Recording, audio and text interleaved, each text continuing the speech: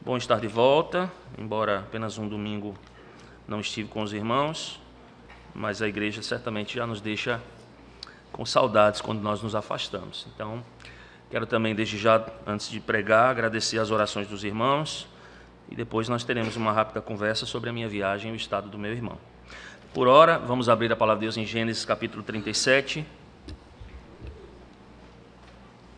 Eu farei uma exposição de todo esse texto,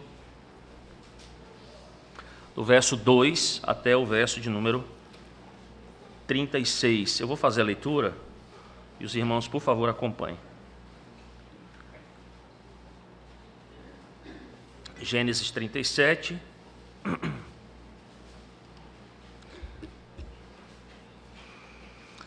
Assim diz a palavra do nosso Deus. Esta é a história de Jacó.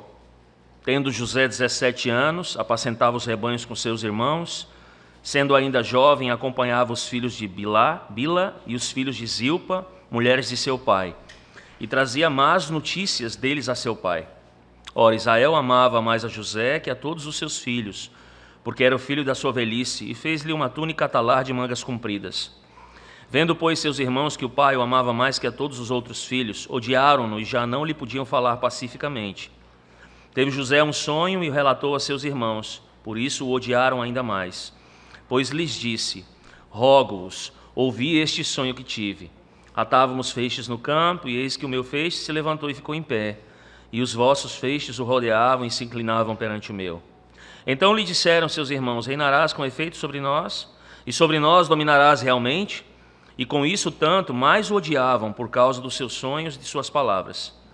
Teve ainda outro sonho e o referiu a seus irmãos, dizendo: sonhei também que o sol, a lua e as 11 estrelas se inclinavam perante mim. Contando a seu pai e a seus irmãos, repreendeu o pai e lhe disse: que sonho é esse que tiveste? Acaso viveremos eu, tua mãe e teus irmãos a inclinar-nos perante ti em terra? Seus irmãos lhe tinham ciúmes. O pai, no entanto, considerava o caso consigo mesmo. E como foram os irmãos apacentar o rebanho do pai em Siquém, perguntou Israel a José: não apacentam teus irmãos o rebanho em Siquém? Vem, enviar-te-ei a eles. Respondeu-lhe José, eis-me aqui. Disse-lhe Israel: vai agora e vê se vão bem teus irmãos e o rebanho, e traze-me notícias. Assim o enviou do vale de Hebrom, e ele foi a Siquém. E um homem encontrou a José, que andava errante pelo campo, e lhe perguntou: que procuras?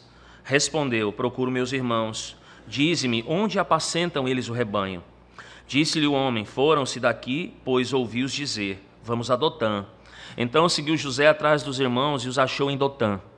De longe o viram, e antes que chegassem, conspiraram contra ele para o matar. E dizia um ao outro: vem lá o tal sonhador. Vinde, pois, agora, matemo-lo e lancemo-lo numa destas cisternas, e diremos: um animal selvagem o comeu, e vejamos em que lhe darão os sonhos. Mas Ruben, ouvindo isso, livrou das mãos deles e disse: não lhe tiremos a vida. Também lhes disse Ruben: não derramareis sangue, lançai-o nessa cisterna que está no deserto, e não ponhais mãos sobre ele. Isto disse para os livrar deles, a fim de o restituir ao pai. Mas logo que chegou José a seus irmãos, despiram-no da túnica, a túnica talar de mangas compridas que trazia, e tomando, lançaram na cisterna vazia sem água. Ora, sentando-se para comer pão, olharam e viram que uma caravana de ismaelitas vinha de Gileade. Seus camelos traziam aromatas, bálsamo e mirra que levavam para o Egito. Então disse Judá aos seus irmãos: de que nos aproveita matar o nosso irmão e esconder-lhe o sangue? Vinde, vendamo-lo aos ismaelitas, não ponhamos sobre ele a nossa mão, pois é nosso irmão e nossa carne. Seus irmãos concordaram. E passando os mercadores midianitas, os irmãos de José o alçaram, e o tiraram da cisterna e o venderam por 20 siclos de prata aos ismaelitas. Estes levaram José ao Egito. Tendo Ruben voltado à cisterna, eis que José não estava nela, então rasgou as suas vestes. E voltando a seus irmãos disse: não está lá o menino. E eu para onde irei? Então tomaram a túnica de José, mataram um bode e a molharam no sangue. E enviaram a túnica a talar de mangas compridas. Fizeram-na levar a seu pai e lhe disseram: achamos isto, vê se é ou não a túnica de teu filho. Ele a reconheceu e disse: é a túnica de meu filho. Um animal selvagem o terá comido, certamente José foi despedaçado. Então Jacó rasgou as suas vestes e se lhe cingiu de panos de saco, e lamentou o filho por muitos dias. Levantaram-se todos os seus filhos e todas as suas filhas para o consolarem. Ele, porém, recusou ser consolado e disse: chorando descerei ao meu filho até a sepultura. E de fato chorou seu pai. Entre mentes, os midianitas venderam José no Egito a Potifar, oficial de Faraó, comandante da guarda. Amém. Vamos orar, irmãos. Senhor, mais uma vez nós queremos suplicar ao Senhor que, uma vez que estamos diante da Tua palavra, ela foi lida, agora é necessário que ela seja explicada e que o Senhor mesmo, por obra do Espírito Santo do Senhor, ó Deus, aplique a palavra ao coração de cada um daqueles que estão aqui nessa manhã, Senhor. A minha súplica, ó Deus, como pastor desta igreja, em relação a este rebanho, aos meus irmãos e amigos aqui que nos visitam, é que o Senhor fale, ó Deus, conosco nessa manhã, que possamos reconhecer a voz do Senhor por meio da Tua santa palavra, e que a Tua palavra, ó Deus, ela mude as nossas vidas para o louvor da Tua santa glória, Senhor. Essa é a súplica que fazemos também com perdão dos nossos pecados, em Cristo Jesus. Amém. Meus irmãos, é interessante quando nós olhamos a história do povo de Deus, não é? Em seu decorrer. Nós vemos como o povo de Deus ele tem sofrido perseguições, como o povo de Deus em muitas épocas sofreu genocídios, assassinatos, foi torturado, não é? Foi roubado dos seus bens. E isso lá no passado já levantava algumas perguntas. Onde está Deus? Por que Ele não nos protege? Não é? Com Israel foi assim. Nós vamos ver isso lá no cativeiro no Egito, vamos ver isso nos 70 anos do cativeiro babilônico, nós vamos ver isso no deserto, quando nações se opuseram, inclusive, quando essa se dirigia à terra prometida, né? Não permitindo que eles passassem por suas terras para encurtar o caminho. Então levantaram-se ali contra eles. Nós vemos lá em 1 Samuel capítulo 15, inclusive um desses reis, uma dessas nações sendo punidas pelo mal que tinha ocasionado a Israel no deserto. Nós vemos isso com o domínio romano, não é? Lá no período neotestamentário, o povo de Deus sendo martirizado ali, Roma sufocando o povo do Senhor. E nós vemos isso também nos dias de hoje, não é?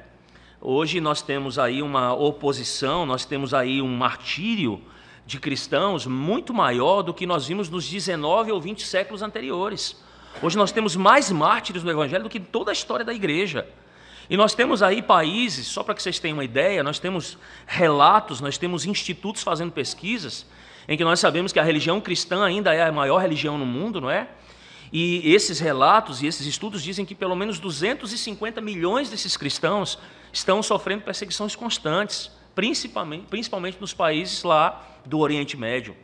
10 entre esses países que têm perseguido os cristãos, que têm assassinado, que têm expulsado as pessoas que se convertem, não é? Pessoas que nasceram nesses países e se converteram ao cristianismo, têm sido expulsas de lá para poderem terem condições de viver. E dentre eles, nós temos aí também a China, nós temos a Coreia do Norte. Então nós temos acompanhado toda essa perseguição, que também faz com que nos dias de hoje as pessoas se perguntem muitas vezes: onde é que está Deus? Por que Deus está ausente, não é? Será que Deus, porventura, como alguns questionam, está dormindo, não faz nada? E aí a gente chega e olha para esse princípio de perseguição, para esse princípio de sofrimento, não é? Com todos esses questionamentos, e chegamos à história de José. Porque é exatamente sobre isso que a história de José trata.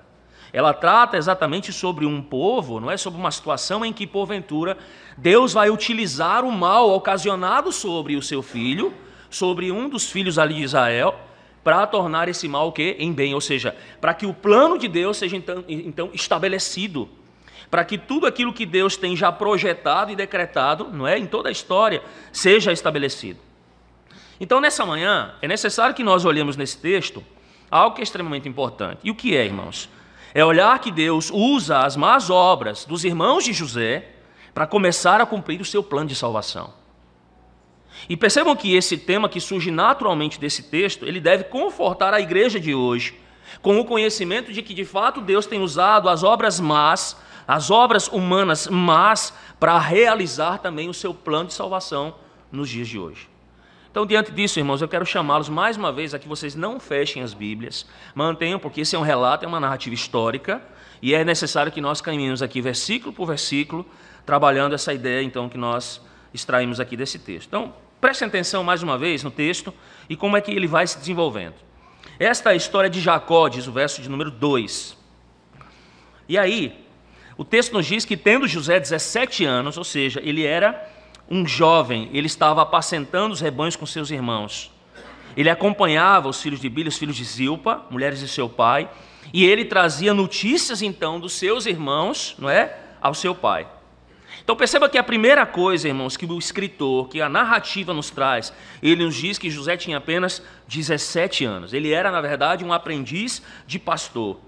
E diz o texto que ele então era o quê? Um dedo duro. Essa é a nossa expressão corriqueira, não é? Ele era um boca aberta. Ele então fazia o quê? Ele trazia notícias, ele delatava os seus irmãos para o seu pai. E muito provavelmente, por aquilo que nós conseguimos extrair desse texto, irmãos, José exagerava nas coisas erradas que os seus irmãos faziam. O próprio texto hebraico, a própria construção hebraica desse texto indica que ele traz então más notícias, descrevendo muitas vezes enganosamente os seus irmãos. E percebam então que José dá a impressão de ser então alguém de fato, quando nós olhamos para esse contexto, alguém desagradável. Na verdade, a palavra para denotar José aqui é que ele é o quê? Um jovem de 17 anos, imaturo, que entrega os seus irmãos e que exagera nas falhas dos seus irmãos. Então percebam que a narrativa vai pintar José como quem? Como um homem estulto, como um homem tolo. Mas a gente vai perceber que na construção de toda a história de José, isso vai mudar lá adiante. Mas por enquanto aqui, José é o quê? É um menino de 17 anos, tolo, imaturo, dedo duro, que fala mal para o seu pai e que exagera nas obras dos seus irmãos. Mas perceba que o texto continua, e o pai também é tolo. Ele é um homem estulto, e nós lemos lá no verso 3, acompanhem comigo. Israel amava mais a José do que a todos os seus filhos, porque ele era o filho da sua velhice. E acrescenta algo extremamente importante. Ele lhe fez uma túnica talar de mangas compridas. Vejam, José, irmãos, é o filho da mulher favorita de Jacó. Quem é? Raquel.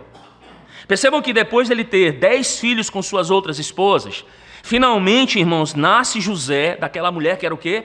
Formosa. Vocês vão se lembrar, Raquel é uma mulher formosa, Lia é uma mulher caracterizada como mulher de olhos baços, ela não tinha formosura. Mas então nasce esse filho, não é? José, dessa mulher formosa. E diz o texto que ele amava então mais a José do que todos os outros filhos. Ou seja, perceba que então Jacó é levado pelo quê? Ele é levado pelo favoritismo. E aí então ele faz uma túnica talar de mangas compridas.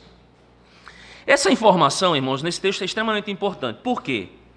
Porque uma túnica era uma túnica talar de mangas compridas, provavelmente de várias cores. Essa túnica provavelmente, irmãos, representava uma vestimenta especial, uma vestimenta diferenciada de túnicas normais, tá? E ela era mais do que um símbolo de amor especial de Jacó por José. Na verdade, irmãos, há uma única outra situação em todo o Antigo Testamento que vai aparecer uma túnica talar de mangas compridas, é quando fala então da princesa Tamar.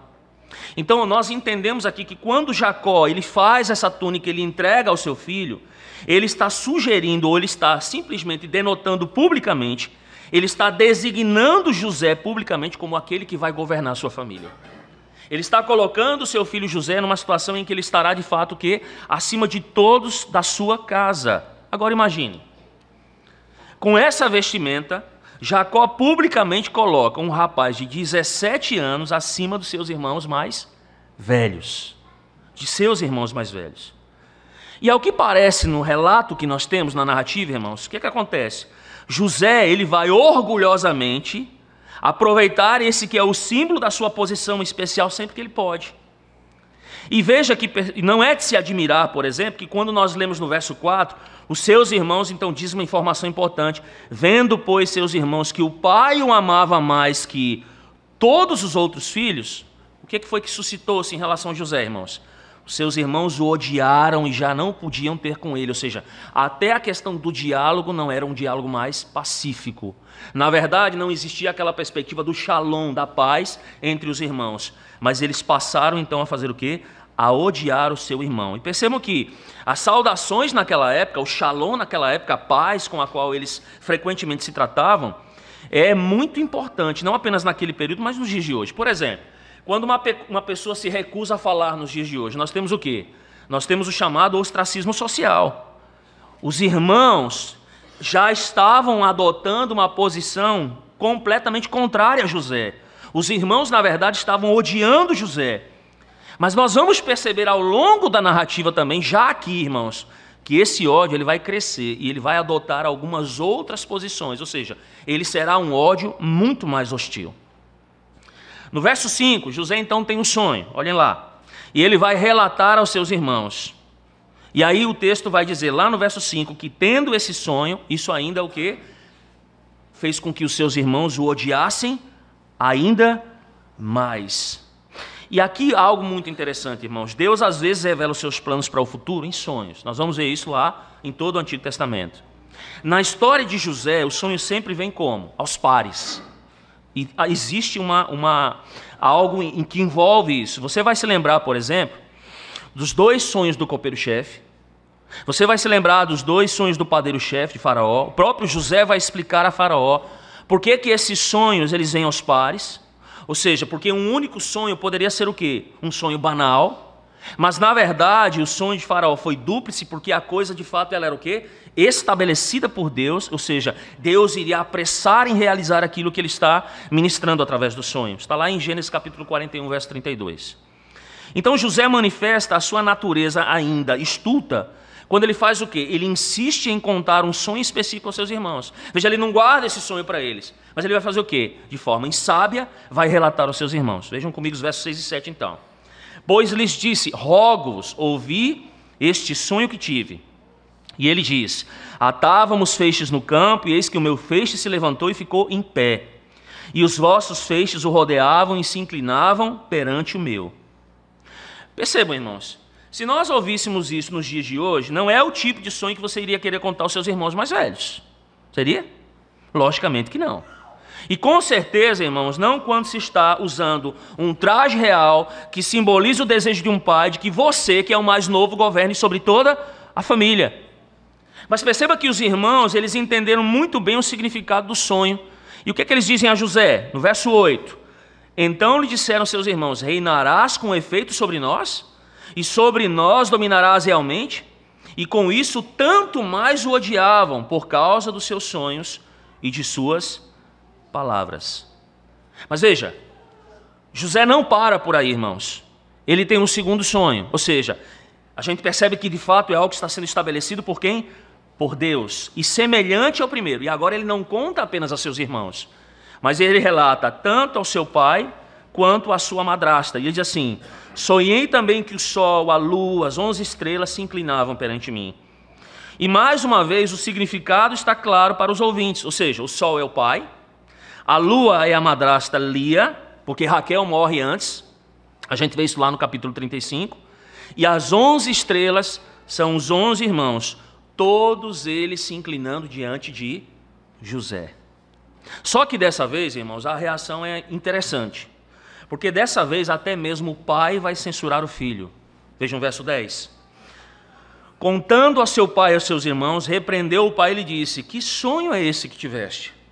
Acaso viveremos eu, tua mãe e teus irmãos a inclinarmos perante ti em terra? Isso é um absurdo.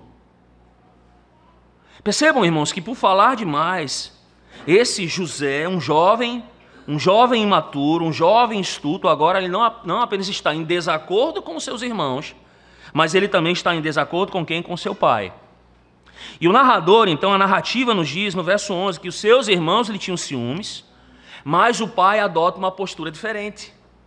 Percebam, o pai, ele considera, então, essas questões consigo mesmo. É aquela ideia de é melhor prevenir, porque nós nunca sabemos, no fato, o que é que vão se dar as coisas, não é? O que é que vão se dar esses sonhos? E Jacó tem algo muito especial quando ele lidar com essa situação. Vocês vão se lembrar, por exemplo, que lá em Betel, o próprio Jacó teve um encontro com quem? Com Deus. Ele teve um encontro com o Senhor no sonho, lá em Gênesis 28. E percebam que Jacó, ele sabia que o Senhor poderia declarar o seu plano, não é? Ou como o seu plano seria o de um mais novo, os mais velhos servirem a quem? Aos mais novos. Ou seja, Jacó sabia exatamente isso. Percebam que o próprio Jacó, ele tinha vivenciado isso. E agora José, o seu filho, o filho a quem ele amava, da mulher a quem ele amava, tinha 2 sonhos exatamente como aqueles que ele teve. Percebam que em vez de desconsiderar então os sonhos do filho, o que é que ele faz? Ele resolve esperar para ver o que vai acontecer, ou seja, para ver se de fato essa palavra, que é a palavra de Deus, seria então o quê? Estabelecida, se esses planos seriam estabelecidos. Mas percebam, irmãos, que entre mentes, na avaliação do pai, o ódio dos irmãos, ele continua sendo o quê? Inflamado. O ódio continua crescente, eles o odeiam mais ainda. Os seus irmãos lhe tinham então, o que diz o texto? Ciúmes. E percebam aqui algo interessante também, por 3 vezes o narrador menciona o ódio crescente dos irmãos. No verso 4 nós lemos, no verso 5 também nós lemos, odiaram ainda mais, e no verso 8 diz, e odiavam mais ainda por causa dos seus sonhos e das suas palavras. Agora eles lhes tinham ciúmes. E vejam que também na construção desse texto, irmãos, é uma paixão, ou seja, uma paixão mais forte e mais profunda do que odiar. A ideia aqui, quando se escreve na língua hebraica, é um ódio que pode levar a uma situação de quê? De vingança. Ou seja, o ódio está levando eles a outras situações, a uma situação de fato de vingança contra o irmão. Percebam então que o cenário está todo pronto. Os irmãos o odeiam com um ódio tão intenso que são capazes de fazer qualquer coisa contra José. O pai o ama mais do que todos os irmãos. O pai o coloca sobre todos os outros irmãos. Lhe dá uma túnica talar de mangas compridas, não é? E aí o verso 12, então, continua o relato nos informando que os seus irmãos, então, e aí nós temos uma outra cena nessa narrativa, eles foram apacentar o rebanho do pai em Siquém. E José não está com eles, mas ele está em casa. Percebam, José tem um tratamento diferenciado dos seus irmãos. Irmãos, há algo muito peculiar com essa questão de Siquém, quando ela aparece no texto. Siquém é uma cidade que fica a 70 quilômetros ao norte do Vale de Hebrom, e é um lugar extremamente perigoso para os filhos de Jacó. Vocês vão se lembrar, por exemplo, no relato do texto bíblico, que foi ali que os irmãos vingaram o estupro da irmã Diná, matando todos os homens, não é? Eles saquearam a cidade e fizeram isso, e aí o nome de Jacó se tornou o quê? Odiado por todos os moradores daquela terra. Nós lemos isso no capítulo 34 de Gênesis. E agora todos os seus demais filhos estão onde? Apacentando o rebanho lá naquela região. E aí Jacó está evidentemente como um pai preocupado com os seus outros filhos. E aí no verso 14, irmãos, Jacó diz o seguinte, perceba o que ele vai dizer no verso 14. Disse-lhe Israel, vai agora e vê se bem estão teus irmãos e o rebanho, e traze-me notícias. Assim o enviou do vale de Hebrom e ele foi a Siquém. Irmãos, é interessante. Ironicamente, Jacó envia José para ver se está tudo o quê? Bem. A palavra utilizada aqui é a palavra shalom. Percebam? Para ver se está tudo shalom, tudo em paz com seus irmãos. Quando esses irmãos já não lhe tinham o quê? Shalom, paz. O jogo de palavras nessa narrativa do hebraico, não é? Eles não poderiam lhe falar pacificamente, não havia paz. Mas Jacó envia seu filho para ver se há paz no meio dos seus irmãos, naquela terra onde o nome dele certamente era completamente odioso entre os povos ali naquela região. E aí, irmãos, é impressionante porque José está sendo enviado, José não vai permanecer em casa sob a proteção do pai. Mas ele vai ser enviado exatamente para onde? Para o território onde estão seus irmãos. E aí ele vai empreender então aqui o quê? Uma longa jornada até Siquém. E ele não consegue num primeiro momento encontrar os seus irmãos. Diz o texto no verso 15 então que um homem, não é? Encontra o errante pelo campo, como se ele estivesse procurando porventura ovelhas ou um gado perdido, e pergunta para ele, que procuras? Ao que José respondeu no verso 16. Vamos lá. Procuro meus irmãos, dize-me onde apacentam eles o rebanho. E aí esse homem dá a eles uma informação dizendo que os seus irmãos foram um pouco mais adiante. No verso 17, eles foram para Dotã, ou seja, ele vai ter que caminhar, viajar mais 25 quilômetros ao norte para estar com seus irmãos, para encontrar os seus irmãos. Vocês vão se lembrar também aí que Dotã é o lugar onde Eliseu mais tarde foi sitiado por um grande exército lá da Síria. Mas ele falou confiantemente ao Senhor, não temas, porque mais são os que estão conosco do que estão com eles. Então o Senhor abriu os olhos do servo e ele viu no monte, e estava cheio de cavalos de fogo ao redor de Eliseu. Só que José, irmãos, ele não recebe a visão de um exército celestial para protegê-lo. Falta-lhe a convicção da presença de Deus. Tudo o que ele sabe é o que ele está enfrentando com seus irmãos hostis que estão se preparando para recebê-lo. E agora ele está longe da proteção do seu pai. Não obstante, segue irredutivelmente essa trilha até Dotã. E a pergunta é, o que é que vai acontecer com José? No verso 18, diz então que os seus irmãos de longe o viram, e antes que ele chegasse, conspiraram contra ele para o matar. Como é que eles sabem que é José, irmãos? Eles veem aquela longa túnica de mangas compridas.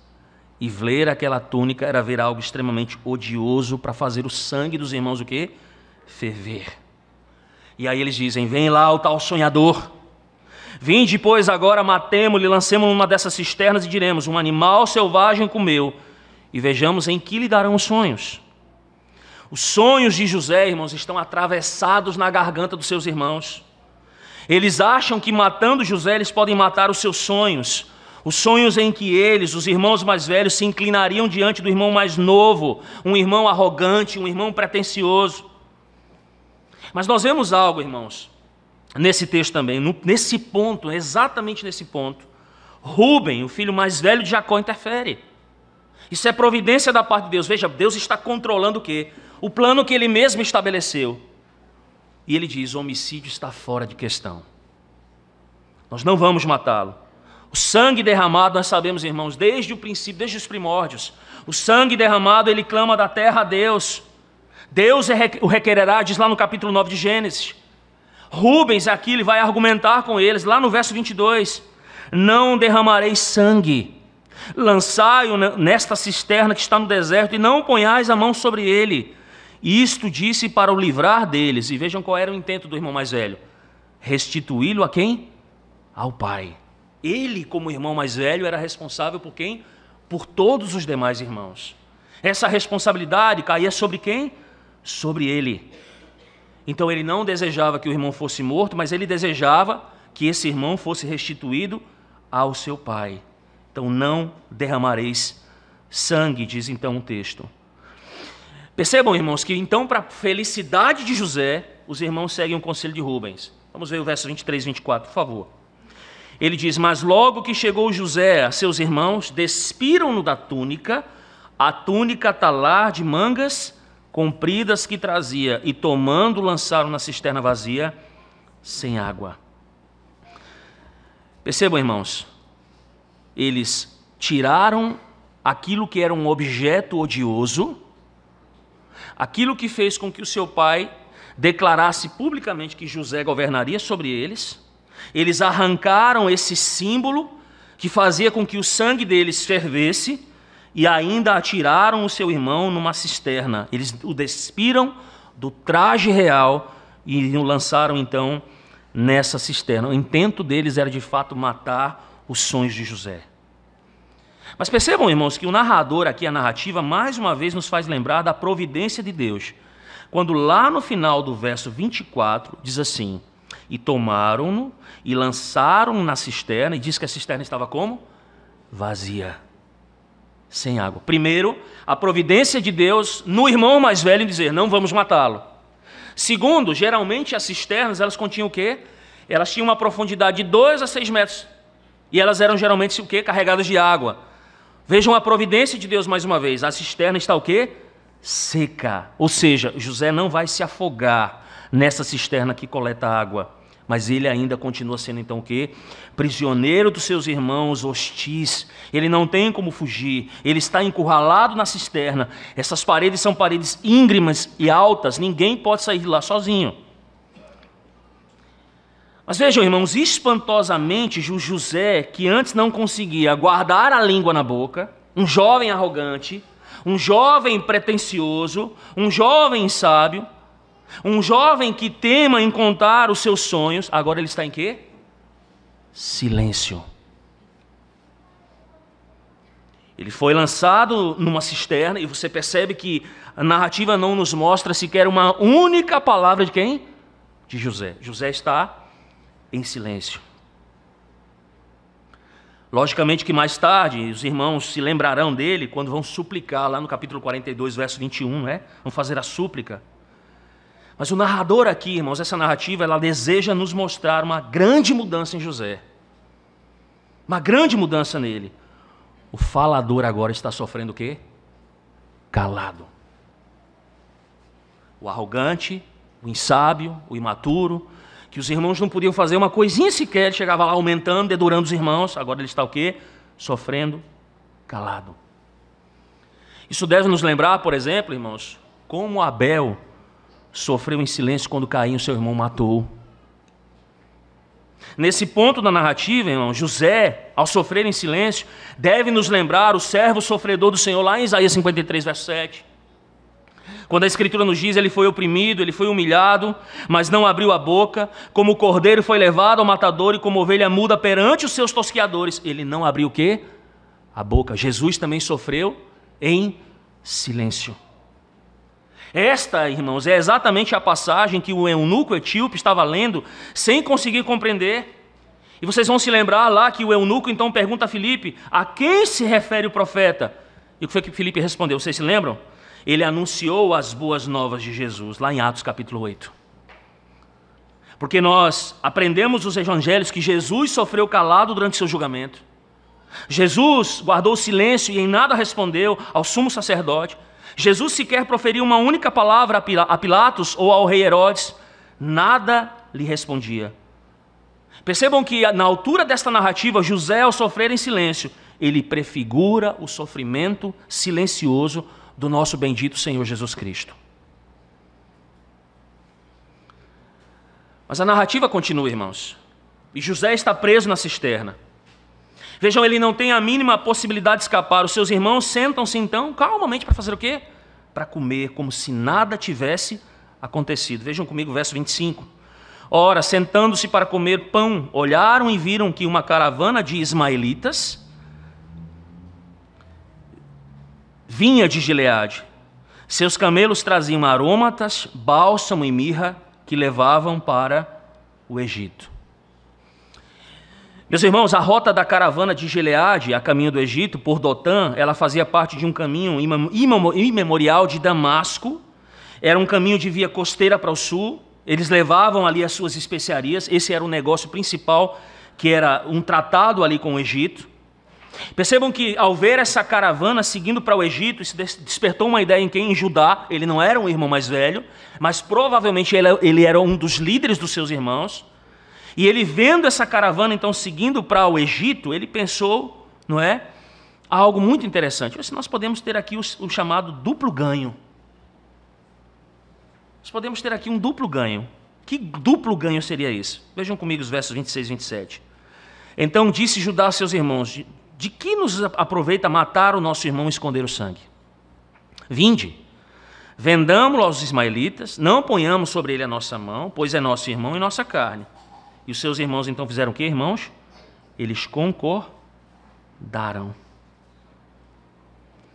Meus irmãos, quando Caim matou Abel, o Senhor disse, o que fizeste? A voz do sangue do teu irmão clama da terra a mim. És agora, pois, maldito por sobre a terra. Percebam que o Senhor também veria o sangue de José e castigaria os seus irmãos. Então, o plano de Judá parece uma proposta de que o quê? Duplo ganho. Os irmãos não vão precisar esconder o sangue de José, ao passo que provavelmente ele vai morrer com o tempo lá no jugo no Egito. Além disso, eles vão ganhar o quê? Dinheiro com a venda de José. E aí os irmãos então concordam com o plano de Judá. No verso 28, diz então o texto, e passando os mercadores midianitas, os irmãos de José o alçaram, o tiraram da cisterna, o venderam por 20 ciclos de prata aos ismaelitas, e estes o levaram aonde? Ao Egito. Levaram ao Egito. Vejam mais uma vez uma nuance no texto hebraico, irmãos. José aparece 3 vezes. Eles alçaram José, eles tiraram José da cisterna e eles venderam José aos ismaelitas e estes levaram José ao Egito. Percebam que a repetição, irmãos, do nome próprio de José também é usado aqui para sublinhar que era José, mais uma vez a ênfase é essa, o favorito de Jacó, que todas estas coisas estavam sucedendo. É incrível que isso esteja acontecendo com José, irmãos, o amado de Jacó, a caminho do Egito como escravo. E a pergunta é, o que lhe sobrevirá? E aí, ironicamente, esse ato maligno dos seus irmãos, ele desencadearia o quê? O plano de Deus. Nós conhecemos a história pela qual José viria a ser o governador do Egito, os seus irmãos de fato se inclinariam perante ele. Essa é uma história mais adiante. Rúben está em outro lugar, evidentemente, quando José é vendido. Depois de um tempo, diz o texto, ele vai verificar se José está na cisterna, e ele descobre então que o seu irmão não está lá. E ele faz o quê? Ele rasga as suas vestes. Ele é responsável por José. O que ele vai dizer para o pai? E aí os irmãos então decidem fazer o quê? Enganar o pai. E voltam ao plano A. Qual era o plano A? Diremos que um animal selvagem o comeu. Verso de número 20. E aí eles abatem um bode, molham a túnica de José no sangue desse animal, enviam ao pai com a mensagem no verso 32. Vejam comigo. Achamos isto. Vê se é ou não a túnica do teu filho. Achamos isto. Vê se é ou não a túnica do teu filho. Mais uma ironia no texto, irmãos. Os filhos de Jacó procuram enganar um pai velho com a roupa do irmão e o sangue de um bode. Vocês se lembram quem foi que fez isso com o pai? Jacó. Jacó anteriormente usa as vestes do seu irmão, 2 cabritos, para enganar Isaque, o pai cego, o pai idoso. Percebam que no desenvolvimento dessa narrativa, irmãos, nós temos uma tensão crescente, que mostra que de fato os irmãos vão levar esse embuste, não é? Todo esse plano arquitetado, bem arquitetado adiante, e eles querem lograr o quê? Êxito com tudo aquilo que eles fizeram, fazendo o quê? Enganando o pai. E vejam então que toda essa tensão ela se desfaz com o quê? Com a roupa que é enviada ao pai. O pai, pela cabeça do pai, nem sequer passou a imagem de que os filhos talvez o estivessem enganando. Percebam que as palavras de Jacó em relação a José, elas são palavras, irmãos, muito breves, mas palavras cheias de sentimento, cheias de dor. Diz no verso 33, ele a reconheceu e disse, é a túnica do meu filho. Um animal selvagem o terá comido, certamente José foi o quê? Despedaçado. Percebam, irmãos, que a túnica que foi primeiramente usada para a entronização desse filho amado, veio a ser agora um instrumento de desentronização e de morte simbólica do seu filho. E agora ela é usada como uma prova de que de fato José está morto. O que cabe ao pai? Ele rasga as suas vestes. Ele se veste de pano de saco, ele lamenta a morte do seu filho por muitos dias. Lá no verso de número 35, diz que então todos os seus filhos, esses que o estão enganando, se levantam com todas as suas filhas para o consolarem, e ele se recusa a ser consolado e diz, chorando descerei ao meu filho até a sepultura. E de fato, chorou o quê? O seu pai. Jacó estava de coração partido, irmãos. O filho que ele mais amava estava o quê? Morto. Ele não o verá mais. Ele chora até o dia da sua morte, quando ele vai descer ao Sheol, a habitação dos mortos. Essa é a postura do pai. Mas percebam, irmãos, que essa não é o fim da história. Percebam como é que o narrador ele vai terminar o capítulo 37 do livro de Gênesis. Com esperança. O que é que ele diz lá? Enquanto tudo isso estava acontecendo, enquanto o pai estava chorando pelo filho, enquanto os irmãos mantinham aquele plano de enganar o pai, diz que os midianitas, ou seja, os ismaelitas, aquela caravana, chegou ao Egito e vendeu José lá a quem? A Potifar, oficial de Faraó, comandante da guarda. Meus irmãos, enquanto o sofrimento está aumentando, ao ser falsamente acusado, encarcerado, na vida de José essa via vai levá-lo à sua exaltação ao mais alto posto do palácio de Faraó. Quando José é vendido no Egito, irmãos, ele tem agora acesso ao quê? Ele tem acesso ao palácio. Indiretamente, ele já tem acesso ao quê? Ao palácio.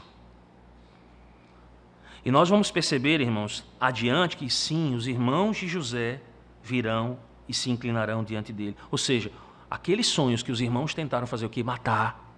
Quando venderam, quando tentaram matá-lo, quando jogaram na cisterna, são sonhos de José. Porque na verdade são o quê? Decretos de Deus. E eles vão se realizar. E agora o plano de Deus para ele, para José, ele começa a fazer o quê? A se cumprir. Percebam que na verdade o plano de Deus ele requer muito mais do que os irmãos se curvem diante de José. Perceba que isso é uma coisa periférica de fato. Esse não é o ponto central. Mas como governador do Egito no futuro, José será o quê, irmãos? Um instrumento para salvar o seu pai e toda a sua casa. Toda a sua grande família da morte, uma morte por fome. O próprio José mais tarde vai dizer aos seus irmãos: Deus me enviou adiante de vós para conservar vossa sucessão na terra e para vos preservar a vida por um grande livramento. Assim não fostes vós que me enviastes para cá, e sim Deus que me pôs por pai de Faraó, senhor de toda a sua casa e como governador em toda a terra do Egito.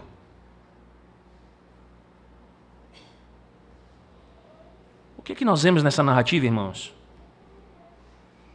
Deus usa as más ações dos irmãos de José para estabelecer o quê? Os seus planos. Para que o seu plano, o plano de fazer José o quê? Governador do Egito, para a preservação da vida. Para alcançar, irmãos, o seu objetivo, o Deus soberano, ele prevalece sobre as intenções malignas dos irmãos de José. Por quê? Porque salvar ao fim e ao cabo a vida do seu povo Israel era o foco de Deus. Por quê, irmãos? Porque como nós já vimos aqui em outras pregações do livro de Gênesis, é daí que virá o quê?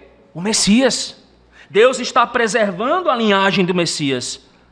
Mais tarde, o próprio Israel se torna o quê? Memorável. Esse episódio da história do povo de Deus se torna uma história o quê? Memorável. Por exemplo, abram comigo lá a palavra de Deus no Salmo 105.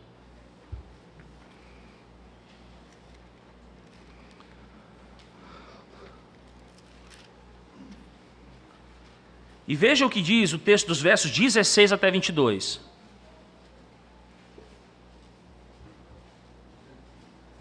Salmo 105, de 16 a 22, ele diz assim, dizendo, verso 16, fez vir fome sobre a terra e cortou os meios de se obter pão. Ele diz, adiante deles enviou um homem, José, vendido como escravo, cujos pés apertaram com grilhões, a quem puseram em ferros, até cumprir-se o que, irmãos? A profecia, ou seja, a palavra de Deus, o plano de Deus, o decreto de Deus a respeito dele, e tê-lo provado a palavra do Senhor. O rei mandou soltá-lo, o potentado dos povos, o pôs em liberdade. Diz lá, constituiu o Senhor de sua casa e mordomo de tudo o que possuía, para a seu talante sujeitar os seus príncipes e a seus anciãos ensinar o quê? Sabedoria. A história de Israel se tornou uma história o quê? Memorável. A história de José, irmãos, fala a Israel da soberana direção de Deus para o seu povo e da fidelidade que Deus tem ao seu pacto, à sua aliança. O salmista, nesse mesmo Salmo 105, no verso 1, diz, rendei graças ao Senhor, invocai o seu nome, fazei conhecidos entre os povos os seus feitos. Como dissemos no começo, irmãos, ao longo da história, Israel ficava muitas vezes perplexo com o mal que sobrevinha. Onde está Deus? Deus está dormindo. A história de José, quando foi contada a esse povo, ela trouxe o que para ele? Consolação. E essa história ensina, irmãos, que não importa o quão difíceis sejam as circunstâncias, Deus está no controle. Amém? Deus está no controle. Deus, irmãos, é o Deus soberano, cuja vontade supera toda e qualquer vontade. A vontade de Deus é estabelecida, é ela que será feita. Deus é aquele que subjuga as más obras das pessoas, porque Deus cumpre o seu plano de salvação. E percebam, irmãos, que essa é uma boa e uma profunda notícia para nós. Deus usa até mesmo as más obras humanas para cumprir o plano de salvação em nosso tempo, em tempo de toda a história. Nós vemos isso não somente na história de José, na história de Jesus. Nós também vemos isso. Irmãos, José prefigura Cristo. Ele é uma espécie de Cristo. Percebam que, mediante o seu sofrimento e a sua ascensão final como governador, José salvou o povo de Deus. Jesus, semelhantemente, mediante o seu sofrimento, morte, ressurreição, ascensão, diz a palavra de Deus, salvaria o seu povo dos seus pecados. Perceba, meus irmãos, à luz desse texto, os paralelos que nós podemos traçar entre José e Jesus. Assim como os irmãos de José conspiraram contra ele para o matar, diz lá o verso 18, também, segundo o Evangelho segundo Mateus, os irmãos de Jesus, o sumo sacerdote, os anciãos, deliberaram prender Jesus à traição e matá-lo. Assim como os irmãos de José, irmãos, o venderam por 20 ciclos de prata, Judas, discípulo de Cristo, vendeu Jesus por 30 moedas de prata. Assim como os irmãos de José o entregaram aos gentios, os irmãos de Jesus, aquele para os quais ele veio, o entregaram nas mãos de iníquos, entregaram ao governador Pilatos. Assim, irmãos, como José sofreu em silêncio, Jesus, diz lá Isaías 53, é o quê? É o servo sofredor, é aquele que também sofreu em silêncio. E assim como Deus usou as más obras dos irmãos de José para salvar o seu povo, o Senhor também usa as más obras dos irmãos de Jesus para salvar o seu povo, seus eleitos. Mas há um contraste, irmãos. Jesus é maior do que José. José não é Jesus. Jesus é o Filho unigênito de Deus que não somente se fez servo, sofreu humilhação e escárnio, mas ele morreu e ele irrompeu sobre a morte para salvar o seu povo, para salvar o povo de Deus, irmãos. Além do mais, enquanto José salvou Israel de uma morte prematura por causa da fome, Jesus salva o seu povo da morte eterna causada pelo quê, irmãos? Pelo pecado.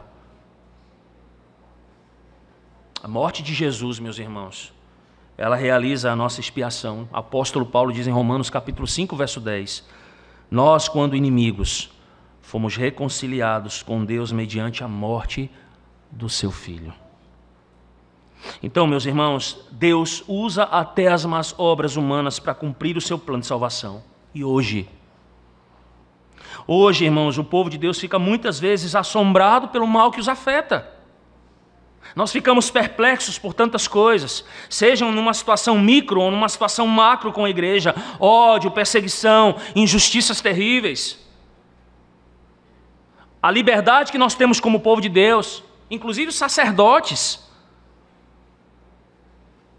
que têm acesso, eu vou até colocar aqui uma coisa de ordem muito prática, não é? Como nós somos perseguidos porque somos o quê? Protestantes, porque somos cristãos, porque anunciamos as boas novas do Evangelho, queremos fazer bem às pessoas, e o nosso direito como cristão, até como sacerdote, de ter liberdade ao hospital nos é tolhido, quando outros macumbeiros e outros tipos de religiosos têm livre acesso.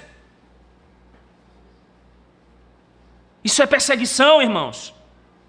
Isso é injustiça terrível, isso é ódio contra o povo de Deus. O mundo nos odeia, mas o Senhor faz o quê? Pega essas obras malignas, as põe por terra, porque a vontade de Deus é o plano de salvação que será estabelecido e será cumprido, porque Deus é um Deus fiel ao seu pacto e à sua aliança. Ele enviou Cristo para salvar, e isso vai acontecer, queiram ou não. Então, muitas vezes, quando nós olhamos para isso, irmãos, nós perguntamos, onde está Deus? Como Ele pode permitir que tudo isso aconteça? Por que Deus não faz algo a respeito de toda essa maldade? Mas a história de José nessa manhã, ela nos proporciona conforto em tempos de dificuldade, irmãos. Ela fala a nós, imagine como é que essa narrativa, ela não fala aqueles que estão no fronte de batalha, aqueles que estão na Síria, num dos piores países que estão perseguindo os cristãos hoje, que é o Iraque, a Coreia do Norte, a China, pessoas têm sido assassinadas. Como é que esse texto não as confortaria mediante uma perseguição tão extrema, tão vívida? Não tanto para nós. Deus não está ausente, irmãos. E bendito seja o nome do Senhor. O Senhor está trabalhando por trás das cenas, realizando o quê?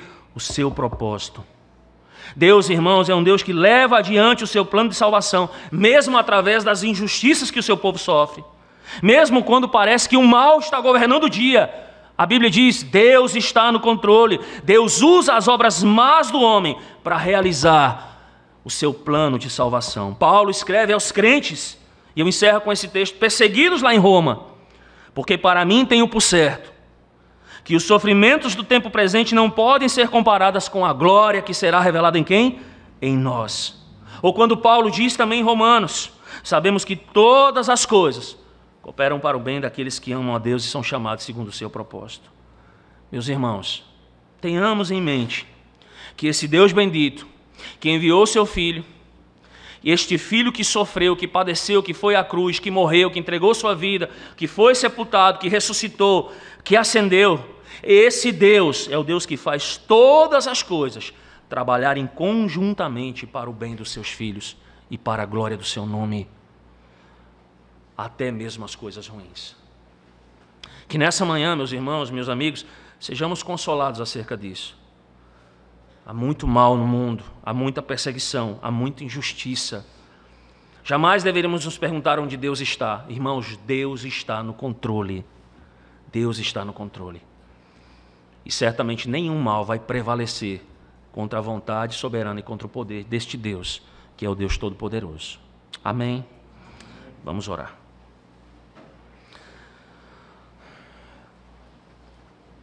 Ó Deus, nessa manhã, Pai bendito, quantos de nós já não, mesmo que de forma sutil, não foram alvos de oposição, de maldade, do maligno, de um mundo, ó Deus, completamente hostil ao povo de Deus, às coisas do Senhor, antagônicos a Deus. Como diz a Tua palavra, ó Deus, aqueles que não são de Cristo, que não são amigos de Jesus, são inimigos. Então o mundo tem se levantado em inimizade contra tudo aquilo que representa o Senhor.